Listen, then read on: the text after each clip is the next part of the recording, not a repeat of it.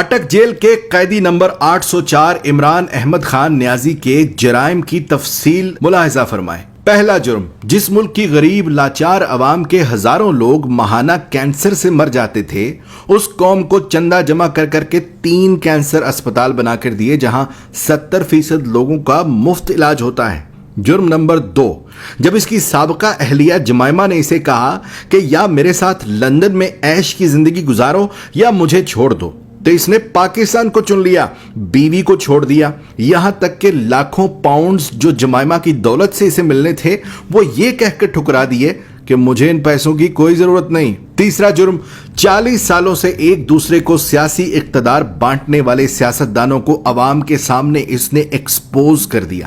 بچے کو سمجھ آ گئی کہ یہ لوگ عوام کو بے وقوف بنا کر باریاں لیتے رہے اور ملک کو تباہ و برباد کر دیا، اور جب اسے بار بار کہا گیا کہ تم بھی آؤ اسی نظام کا حصہ بن جاؤ، آؤ تیسری باری لیتے رہو، تو اس نے کھل کر انکار کر دیا کہ اس ملک و قوم کو لوٹنے والوں کے ساتھ اتحاد نہیں کروں گا۔ چوتھا جرم، اس نے اپنے اقتدار کے دوران مسلم دنیا کو اکٹھا کرنے کی جسارت کی، حرمت رسول صلی اللہ علیہ وآلہ وسلم کا مقدمہ عالمی برادری کے سامنے رکھ دیا اور دنیا کو مجبور کر دیا کہ وہ ہمارے نبی پاک صلی اللہ علیہ وآلہ وسلم کی شان میں گستاخی کرنے والوں کو پاگل قرار دیں، اور اس کی تو قرارداد بھی پاس کروا لی۔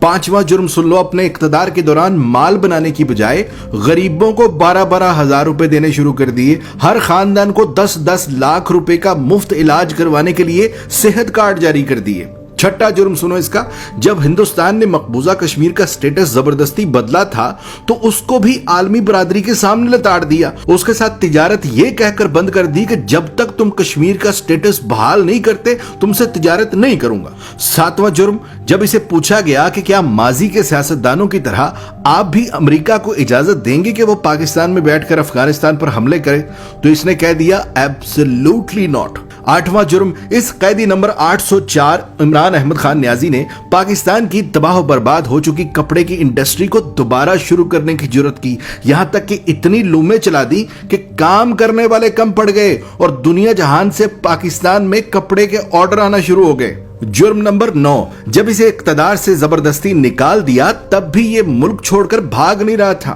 حالانکہ بار بار کہا گیا کہ چلے جاؤ یہاں سے ورنہ انجام برا ہوگا، مگر اس نے کہا کہ کوئی اپنا گھر بھی چھوڑ کر کہیں جاتا ہے اور پاکستان کو ہی اپنا جینا مرنا سمجھ لیا۔ 10واں جرم، جب اسے کہا گیا کہ باقی سیاستدانوں کی طرح تم بھی مغرب کو زمینی خدا مان لو، جان چھڑا لو اور ان کے آگے سر جھکا لو، تو اس نے نہ صرف خود انکار کر دیا بلکہ اپنی قوم کو بھی یہی سکھانے لگا کہ جھکنا صرف رب کے آگے ہے، کسی انسان کے آگے نہیں جھکنا۔ جرم نمبر 11، جہاں نئے سینما گھروں کی ضرورت تھی وہاں اس نے رحمت للعالمین اکیڈمی بنا دی، جہاں اسکولوں میں ڈانس ٹیچر، میوزک ٹیچر بھرتی کرنے تھے وہاں اس نے اسکولوں میں یکساں نصاب اور قرآن و حدیث کی کتابیں لازمی قرار دے دی۔ 12واں جرم سنو، اس نے غریب اور امیر کے لیے ایک جیسا انصاف مانگنا شروع کر دیا، کہنے لگا غریب کا بھی اتنا ہی حق ہے جتنا امیر کا ہے۔ جرم نمبر 13، PIA کا جو امریکہ میں روز ویلٹ ہوٹل ہم نے اب گروی رکھا ہے، یہ اسے 2 سال پہلے آزاد کروا کے قومی اثاثوں میں شمار کر رہا تھا۔ 14واں جرم سنو،